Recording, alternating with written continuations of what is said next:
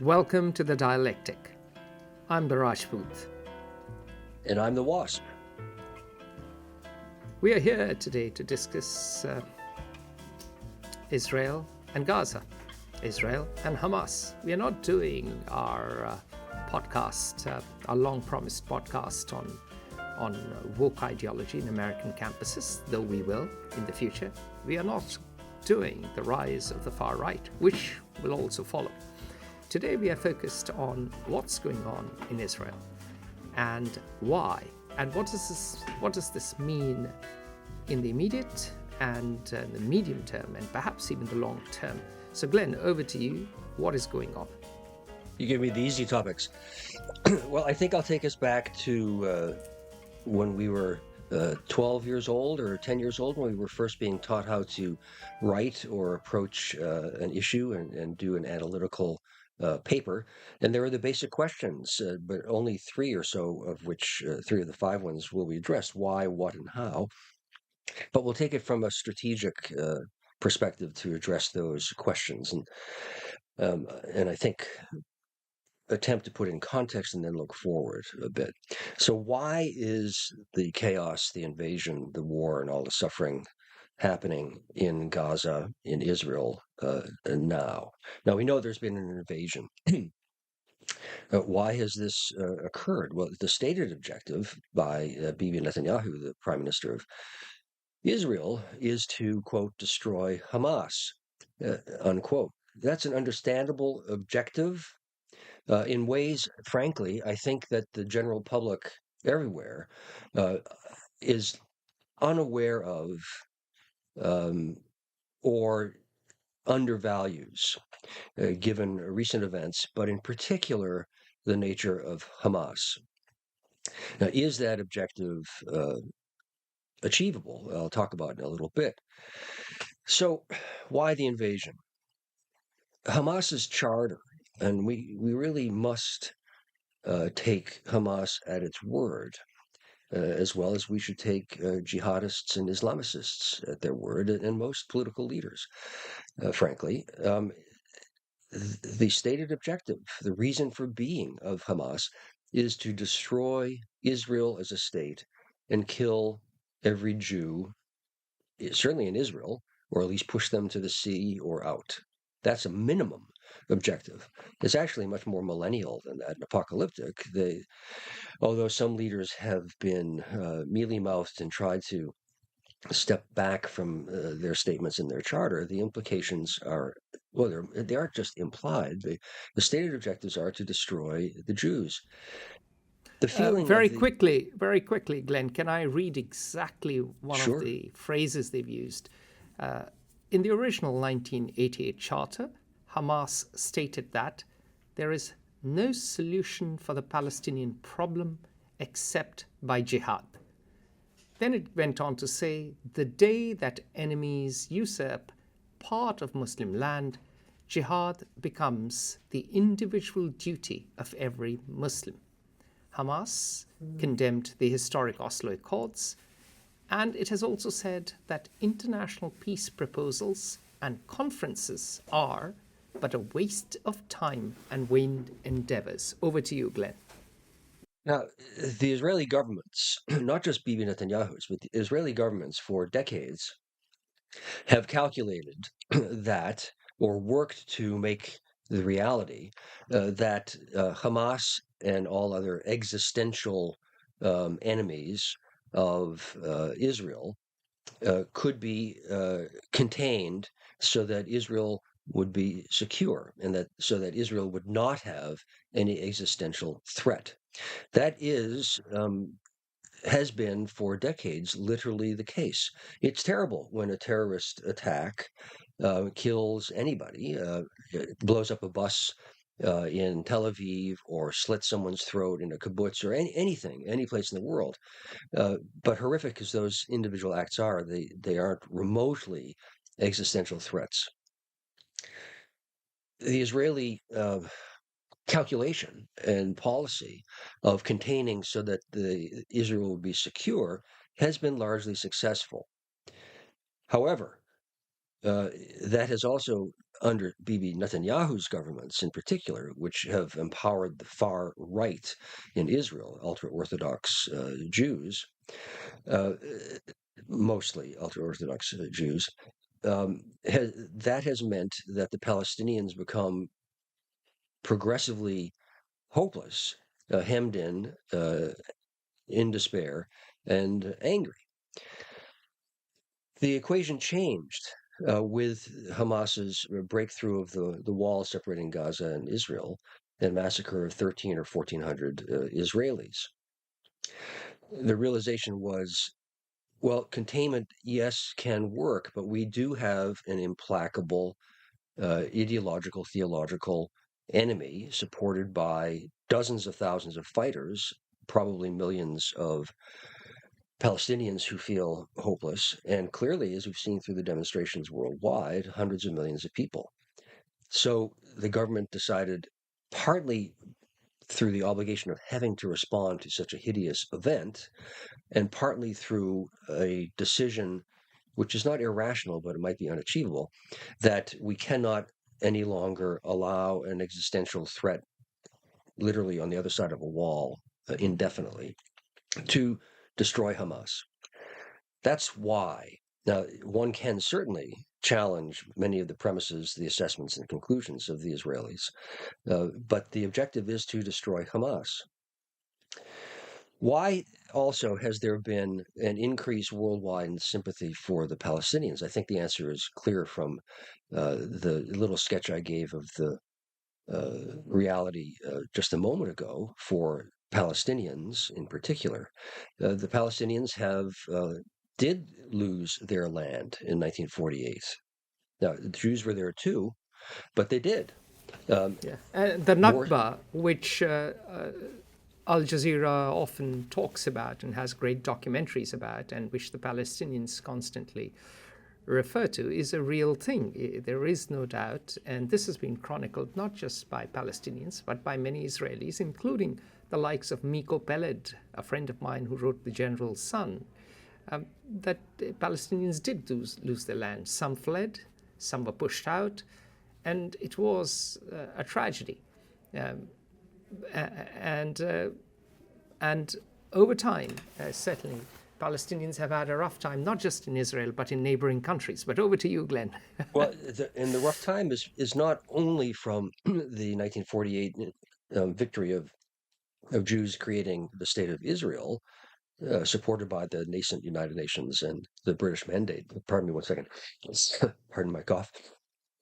But also because what we euphemistically refer to as the Arab states, which means Muslim governments surrounding Israel, have not wanted to absorb, from 1948, Palestinians for two reasons or more. If they do, then Israel is the definitive victor. If they do, then the Muslim states, have to deal with millions of angry, disaffected, uprooted Palestinians who are, in particular, at present, in recent decades, heavily tinged with the attitudes or ideology of the Muslim Brotherhood, which certainly Egypt and Jordan and Saudi Arabia view as existentially dangerous to the existence of these, what the Muslim Brotherhood considers apostate, kufr, infidel, secular regimes. So the Muslims have not wanted to embrace the Palestinians. And I'll just, one last sentence, Atul, I'm sorry. And the poor Palestinians have been literally stuck, walled in to Gaza and the West Bank with nowhere to go. Just to your point, Glenn, the challenge for the Palestinians is that even before Hamas came into being, even before the ideology of the Muslim Brotherhood takes off in Gaza, even under Fatah, they had problems in Lebanon. After all, Yasser Arafat was kicked out of Lebanon and backed off to Morocco, if I remember, or Tunisia, was it? Tunisia, yeah. To Tunisia. So the point is, Palestinians are viewed as a destabilizing force. Jordan, the majority of the population is now Palestinian. We are seeing demonstrations in Amman after Israeli attacks, wherein the entire streets are full of crowds chanting, "We are Hamas," and these chants rise to a crescendo.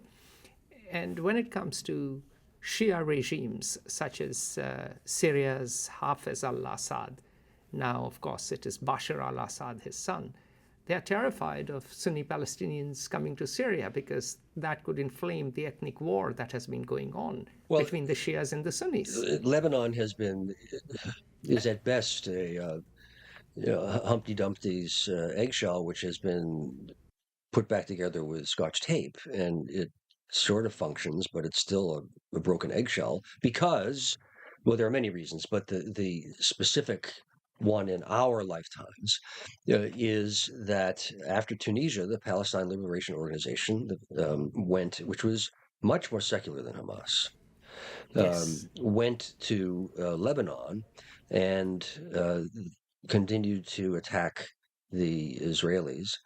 Israel invaded, and the country has been largely destroyed as a result because of the sectarian Shia, Sunni, Christian, Jewish conflict as a result of the Palestinian presence in the Israeli response. And no Arab Muslim state wants to have what Jordan suffered in the 1970s. Egypt has suffered for decades. Lebanon has suffered as a result. And the poor Palestinians pay the piper of all of that. So I think that really, rather than being historical, is relevant in the context of our presentation, because it explains really the dilemma of the Palestinians, but also why the world, in part, why the world feels such sympathy for their cause. Of course, everyone roots for the underdog and the victim.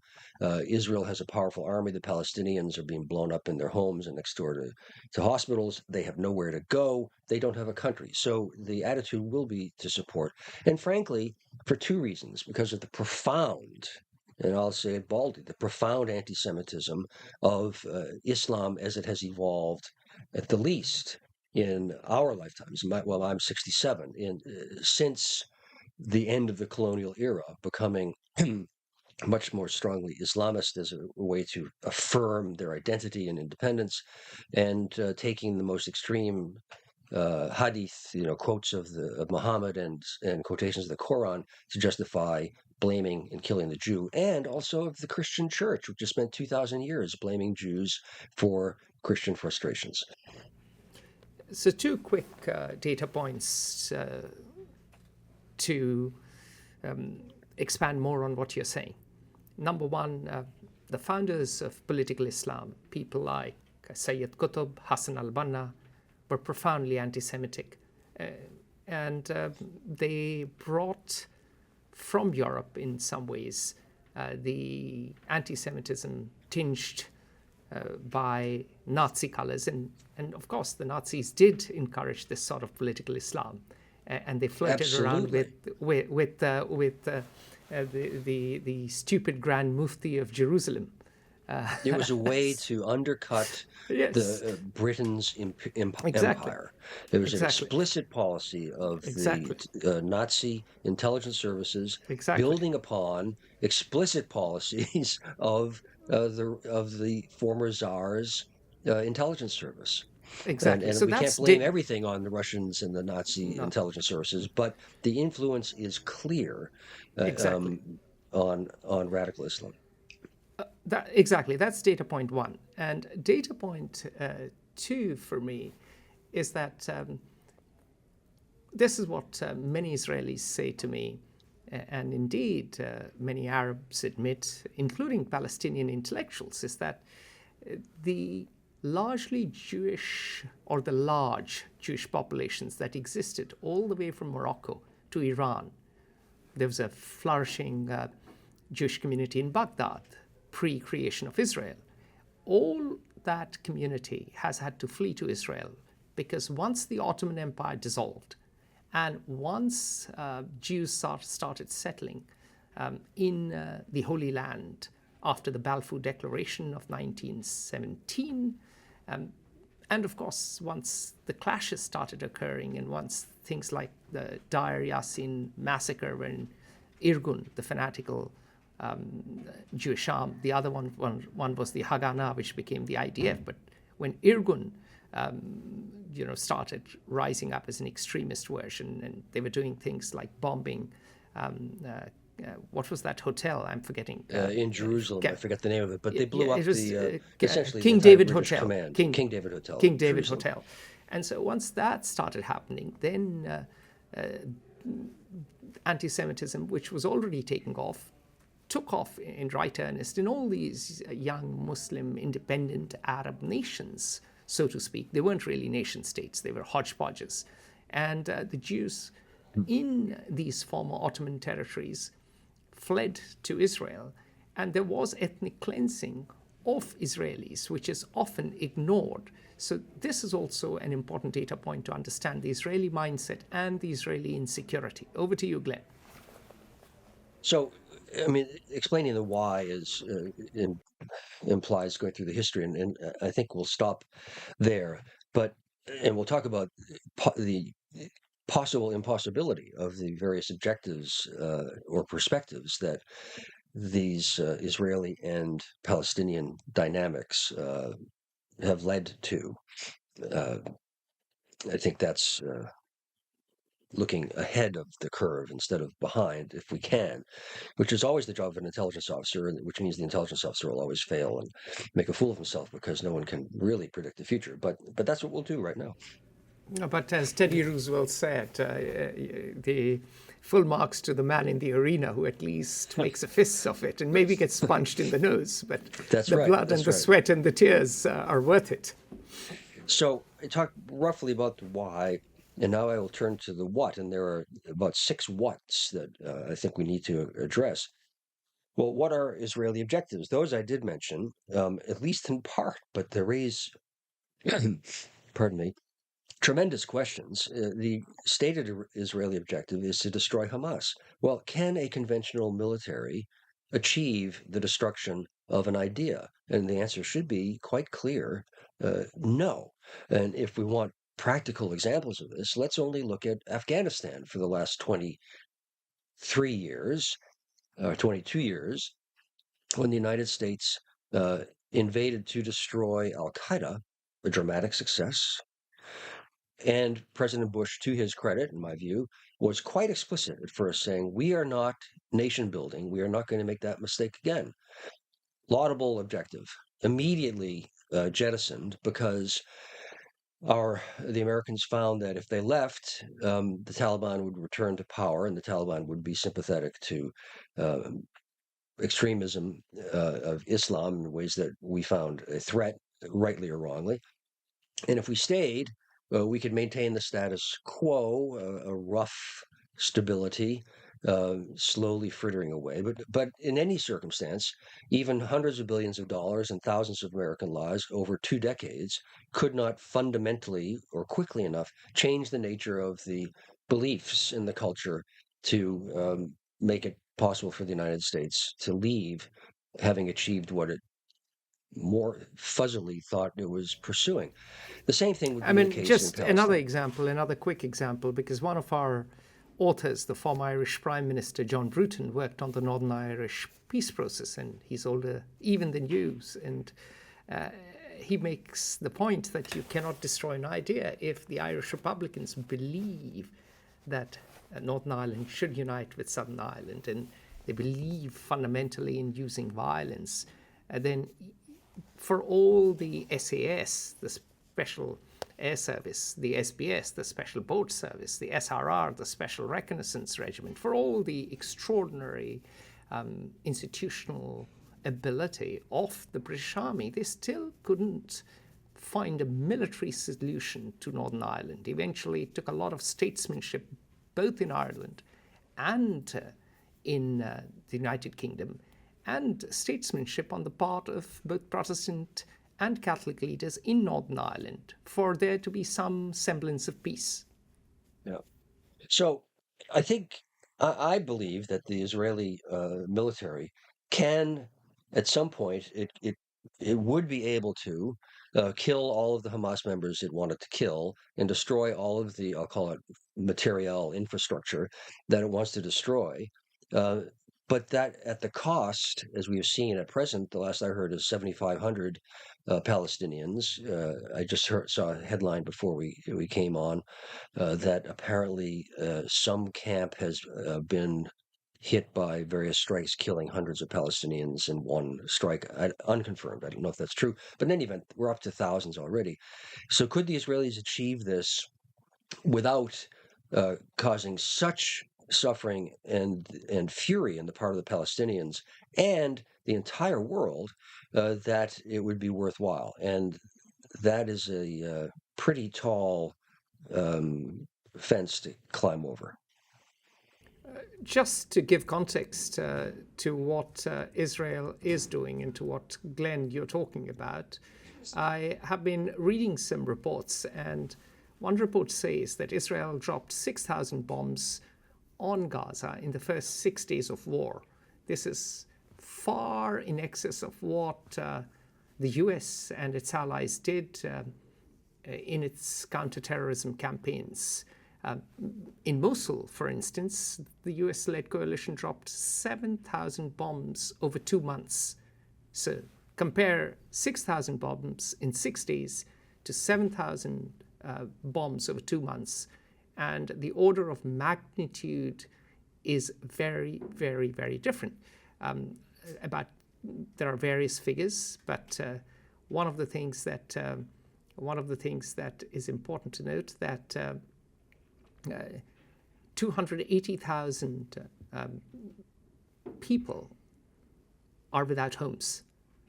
Over 10% of Gaza's housing stock has already been destroyed, and this is something that people are estimating from satellite imagery. So the collateral casualties are ridiculously high. And the Palestinians cannot really be refugees. They have nowhere to go. Egypt is not going to admit them. They have a tiny sliver of a border with Egypt, with the Sinai Desert, and Egypt has not opened its border crossing. So what we are seeing is that 10% of them already are homeless. Winter is coming. The collateral casualties are very high. And Israel might well win the battle but lose the war. Now, I mentioned Hamas's objective. I mentioned the proximate or immediate objective of Israel.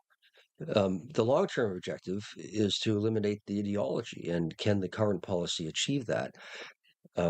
Clearly, my implied answer from what I stated about their immediate objectives is no. However, I will say it is conceivable to me that Israel could succeed if, and this is the two-letter word that has all of the weight in the world because there are so many contingent implications in it or conditions.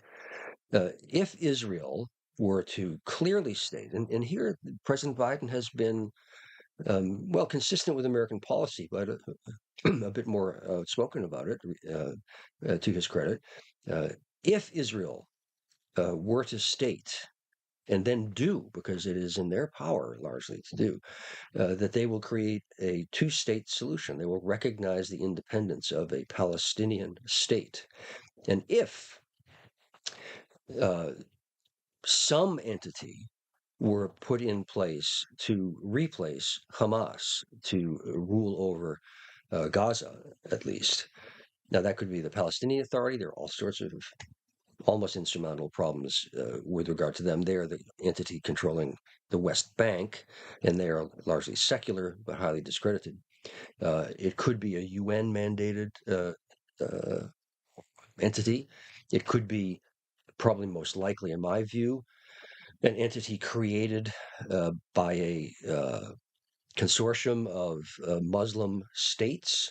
So the Egyptians, the Jordanians, the Saudis, the Qataris, the Turks, whomever, would send contingents and have civil administrators. Then, conceivably, if the Palestinians actually had a future and an independent state, over time, the appeal of the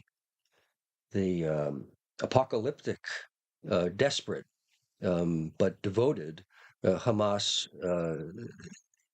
political theology would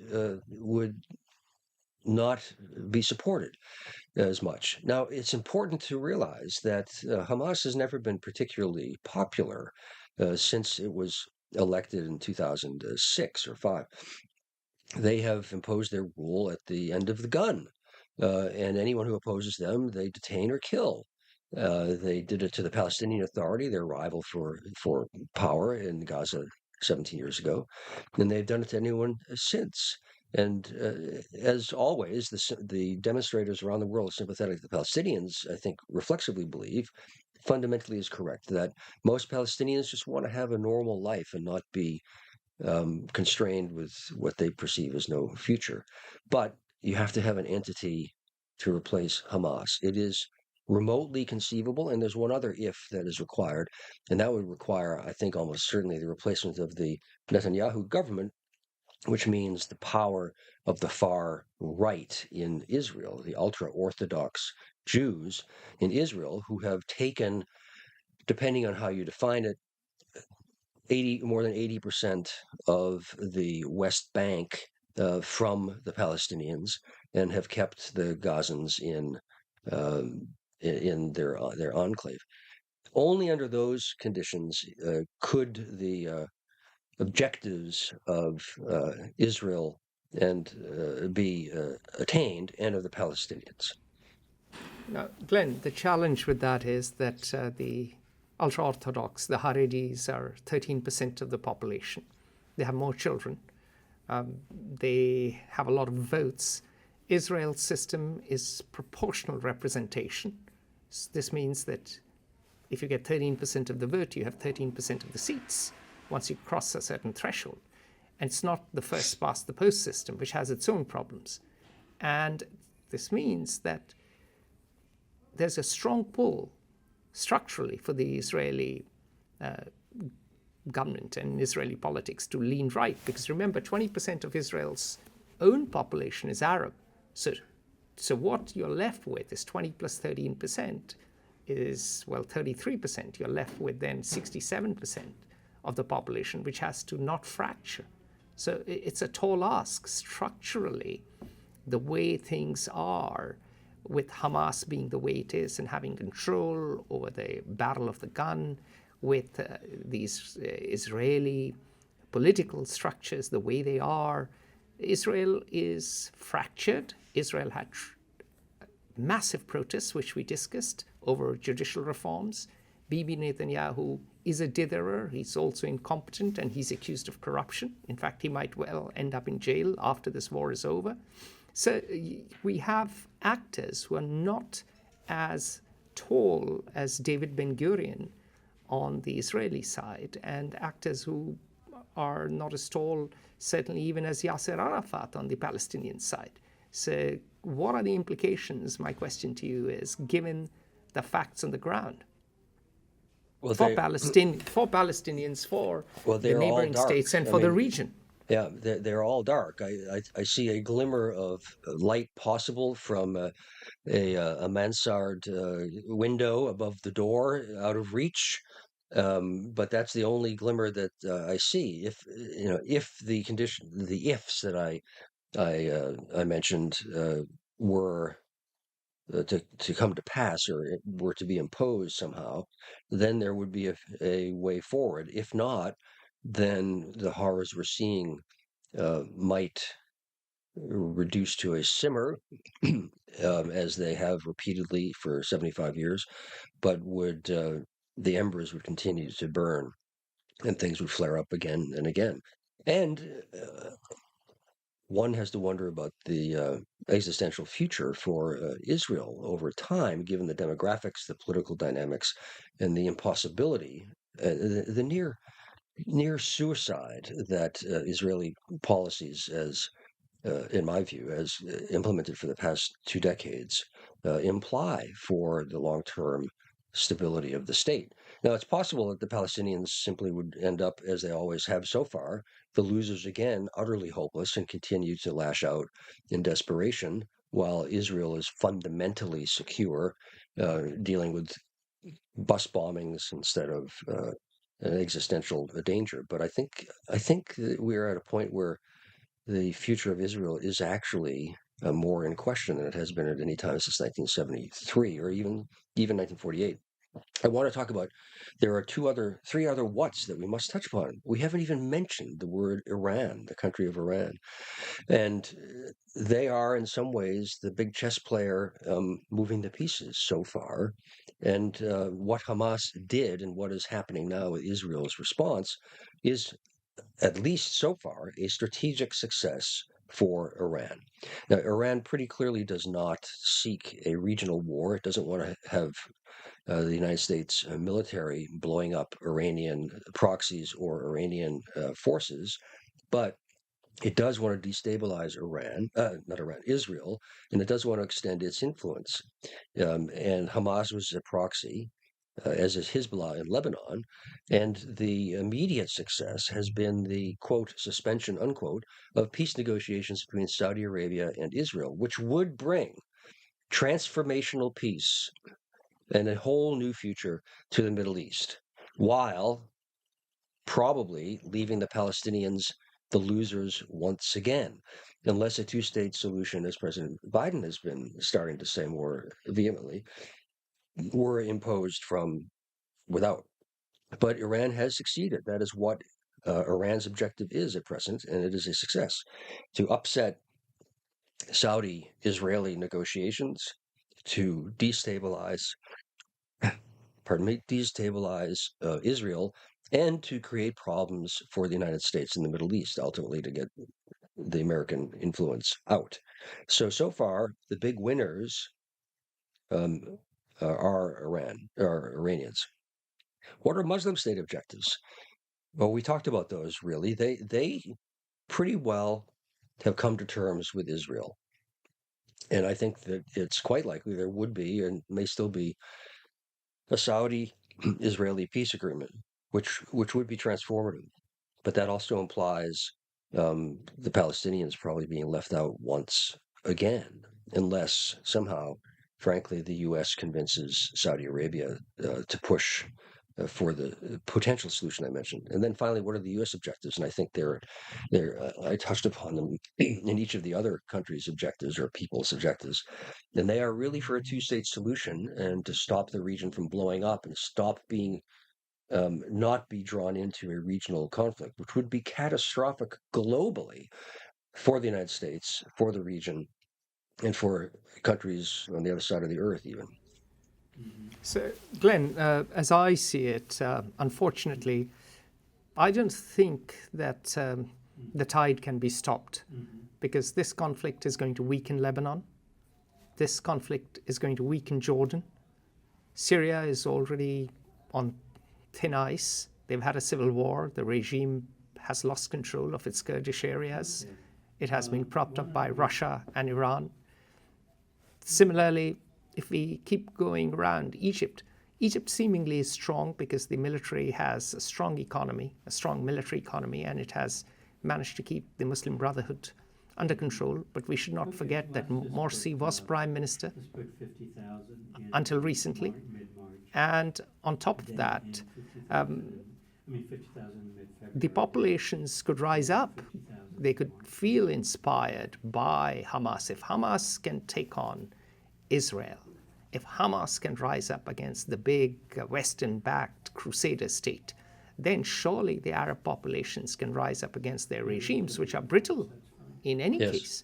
And this divide between the Arab rulers and the Arab street has never been wider.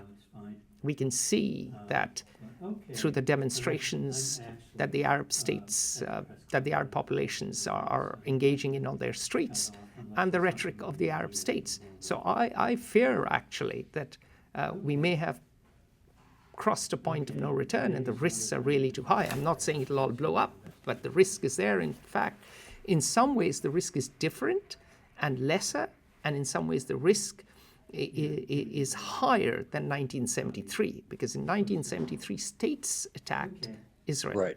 Right. Now, the states themselves are brittle and fragile, and we don't know what may happen. I'm afraid that I have to agree. It's a fraught moment we're all living. There's one more what I want to touch upon, and that is, what is a war crime? Is Israel committing war crimes in its, I'll call it, invasion of Gaza? The general view, widespread view, is yes. Certainly, the demonstrators around the world, I think, reflexively would say, well, this is obvious. Um, I actually think that that is incorrect. That doesn't mean that it's not as hideous as everyone is seeing, as we all are seeing, but a military act that causes civilian deaths, if conducted in self-defense and in pursuit of an enemy target, occurs if innocents are killed unintentionally. It's a tragedy, but it is not a war crime. Israel's position is pretty justifiable that they have an implacable foe who wants to kill them all, and their only choice is to respond so as to protect themselves. And I know for a fact, because I've worked with the Israeli military and intelligence, they do try hard not to gratuitously kill civilians. They do. They also recognize, as we all can see, that they killed them, but they are not. As a general policy, they do not conduct vengeance killings as punishment, as a rule. Is that occurring under this government? Possibly yes, but I think Israel's position is defendable, as is the horror, outrage, anger, and the view that Israel is conducting war crimes on the part of, I think, most people. And the challenge is that people will die while the lawyers at some point will debate the somewhat subjective issue in a court sometime, be it a moot court or a real one. But I don't think it is really accurate, and this will not be a popular thing to say, I know, to blanket condemn Israel as a war criminal for what it is doing. Hideous as, excessive as, counterproductive as, destructive as Israel's actions are. I'm not necessarily supporting them. I just think the case is not an obvious one to conclude. I would just add, I'd say that regardless of whether Israel's actions are illegal or unethical, they are certainly unwise. And whilst war crimes may be too strong a word, but they've certainly engaged in illegal settlements in the West Bank consistently and constantly. And when you have such settlements, and when you do operations, regardless of how circumspect you may be, regardless of how much you may want to avoid civilian casualties or some abuses, they happen. I served as an officer in insurgency, in counterinsurgency in highly volatile areas. And things happen when you have men with guns on the streets trying to keep the peace. And the same happened in Northern Ireland. Now, moving on to this technical question about war crimes, and not just technical, I don't mean to underplay this. There is a lot of human suffering. But moving on from that narrower question to a broader one, what happens next for Israel, for the region, and for the world? As I see it, very quickly, as I see it, Glenn, and I'll then pass it on to you. Israel has mobilized at least 300,000 men, and at Fair Observer Intelligence, which is our geopolitical and political risk arm, we were thinking about and analyzing what does this lead to. Now, this is 13% of the male labor force in Israel.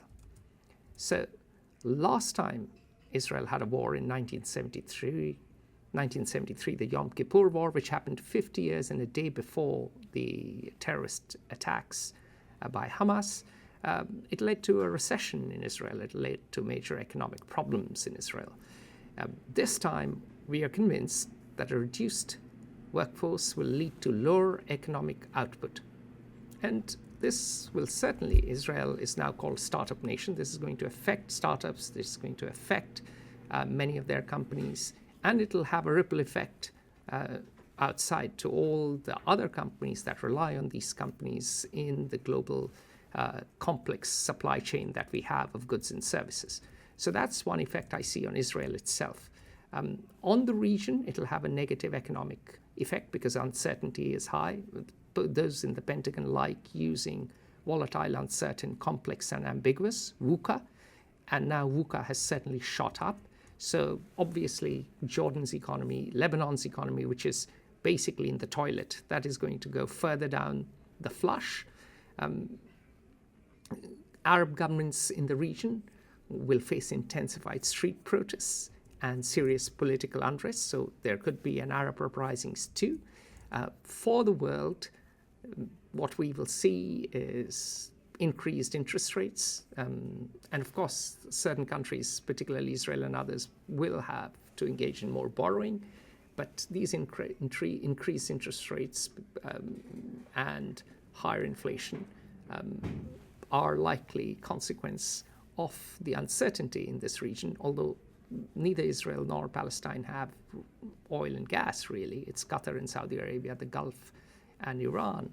Yet the ripple effects of this uncertainty are going to put prices up, oil prices up. So there'll be upward pressure on inflation. There'll be higher inflation, upward pressure on interest rates. There'll be more exchange rate volatility. Those who are running export services businesses will have to deal with potential currency exchange losses and protect themselves from these losses. And on the whole, this conflict will be bad for the global economy. Over to you, Glenn. Well, those happy notes. What is the risk of how will this play out? What is the risk of a regional war? And everyone is correct to think that the risks are real, have grown. They will probably continue to grow if Israel continues its invasion of Gaza and its killing of thousands more of Palestinians who are not members of Hamas. And whether a war crime or not, technically, the suffering of the Palestinians is going to infuriate much of the world.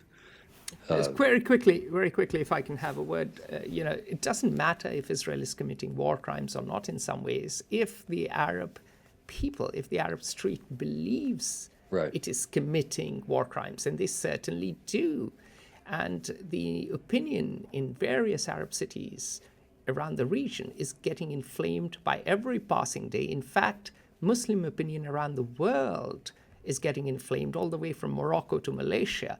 Even in India, there are very strong expressions of support from the Muslim minority in India. And in fact, India itself is divided. The BJP, the ruling Bharatiya Janata Party, is more pro-Israel, but the opposition refused. The Congress Party, which is left-leaning and has supported the Palestinian Liberation Organization in the past, that refused to even condemn the Hamas attacks. So these divisions, and of course we know what happened at Glenn's alma mater Harvard, where students came out and professors came out in support of Hamas in a strange way. One of them even said this needed to happen, off the record, of course, which was shocking to me. But in the court of global public opinion, Israel is taking a beating. Yeah. Now, the only one of the only quote good unquote, I don't say it with strong irony, but it's a mild irony, I guess, aspects of what's happened so far is that it seems clear that Iran, which is happy about Israel's struggles and trouble for the United States in the region does not seek a direct conflict that would bring the United States in, and has encouraged its proxies to make harassing gestures against Israel in the U.S., but also pretty clearly to signal that they don't want a wider war. That's a hard line to follow because it's easy for things to spill over in one direction or another. But for now, I think the likelihood of a regional war has been, as we've all seen, contained, and I think the objectives of the protagonists are to avoid one.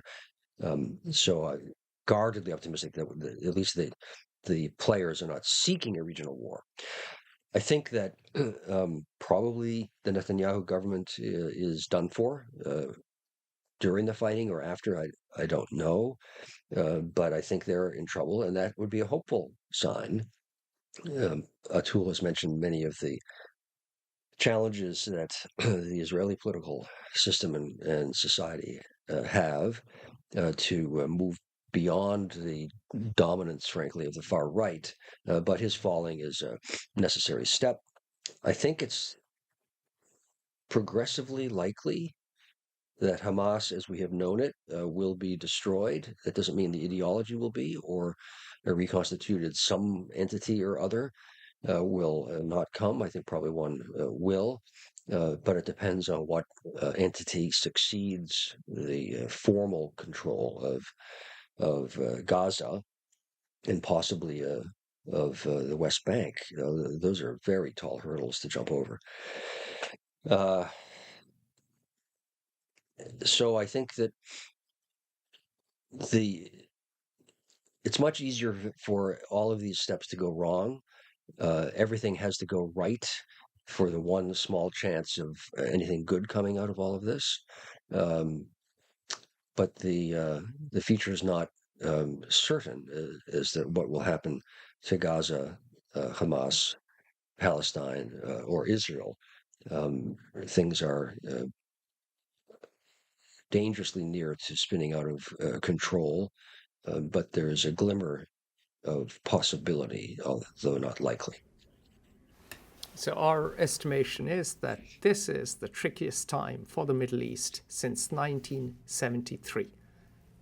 What happened in the Yom Kippur War in 1973, and that year was also the year of the oil crisis that brought stagflation to the Western economies. And we think 2023, 50 years later, we are in a crisis that is different but has similarities and risks that are less quantifiable, less measurable, and less understandable. On that merry note, I think it is over for us for now. We look forward to hearing from you. We want to hear suggestions about what topics you'd like us to cover. We've heard back from lots of interested listeners. Yes, we've been irregular. We've been traveling, or rather I've been traveling. I'm in the National Press Club in Washington, D.C. today. Tomorrow I'll be flying to London via Iceland. But we'll be recording podcasts regularly. And this is all from me, the Rajput. And the Wasp. Bye for now.